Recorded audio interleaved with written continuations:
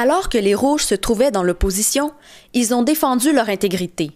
Maintenant qu'ils sont au pouvoir, le financement politique de leur parti a initié hier une crise démocratique sans précédent. Le directeur du financement des Rouges pour l'Est du Québec, Jean-Christophe Morin, a organisé le soir du 31 décembre un souper de financement très lucratif qui respectait les règles de la loi électorale, mais qui frôle les limites de l'éthique. Ce matin, en ouvrant le courrier, le personnel du DGSQ a reçu des fiches de contribution de financement politique qui ont retenu notre attention. À leur arrivée le soir du 31 décembre, les convives ont donné la contribution maximale de 200 $ pour l'année 2015, puisqu'il s'agissait d'une année électorale. À leur sortie le 1er janvier, ils ont donné un 100 $ supplémentaire pour leur contribution à l'année 2016. De plus, les participants ont renouvelé leur carte de membre pour les 7 années suivantes à un prix de 25 $ chaque. Le prix d'entrée s'élevant donc à 475 $ au total. Le Parti rouge a donc réussi à amasser une somme de 118 750 $ lors de cette soirée et récoltera jusqu'à 50 000 $ de plus avec la contribution publique du DGSQ. Une soirée qui approche donc 170 000 $ de profit. L'opposition officielle n'a pas tardé à réagir à la sortie de la sermentation du nouveau gouvernement. Là, en 3 mots, on parle de copinage de corruption et de cynisme.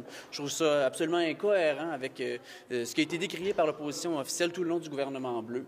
En réaction au stratagème du Parti rouge et à l'ingérence de leur directeur du financement pour l'Est du Québec, le directeur général du scrutin, Marcel Boclé, a annoncé la démission en bloc de 9 administrateurs du DGSQ. Québécois, Québécoises, je vous annonce que je ne suis plus en mesure d'être votre chien de garde. Il y a péril en la demeure, on s'attaque à la démocratie. Cette décision arrive à un moment critique, à l'approche des élections partielles. Jean-Christophe Morin aurait bloqué certaines recommandations à l'Assemblée nationale dans le cadre du comité technique où il siégeait. On connaît très bien Jean-Christophe Morin.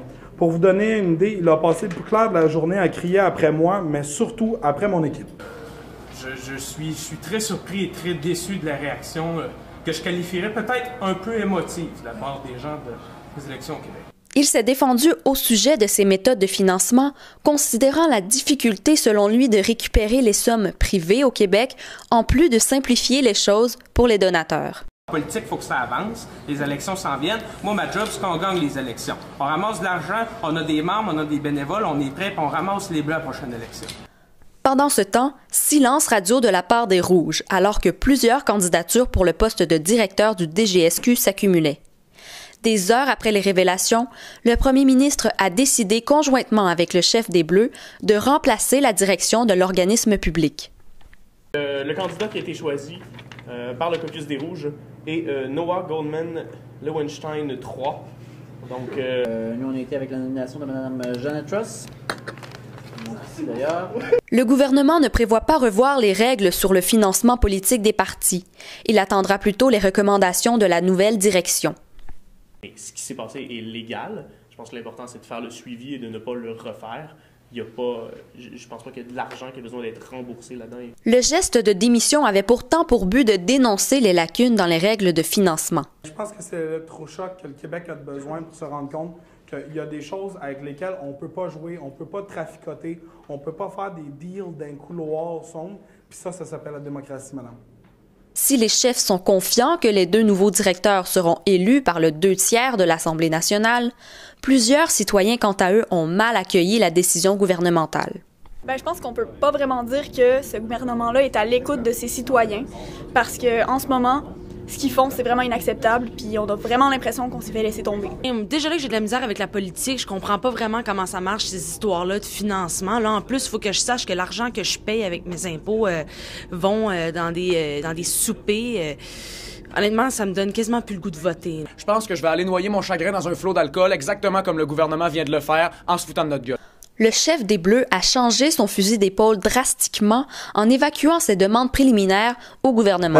On parle d'ingérence de la part du gouvernement rouge dans des choses qui sont les gardiens de la démocratie. C'est absolument inacceptable. On considère qu'il y a une fin heureuse. Le gouvernement rouge considère somme toute avoir réglé la situation de crise. Ils ont par exemple pris une carte de membre pour 7 ans cette journée-là.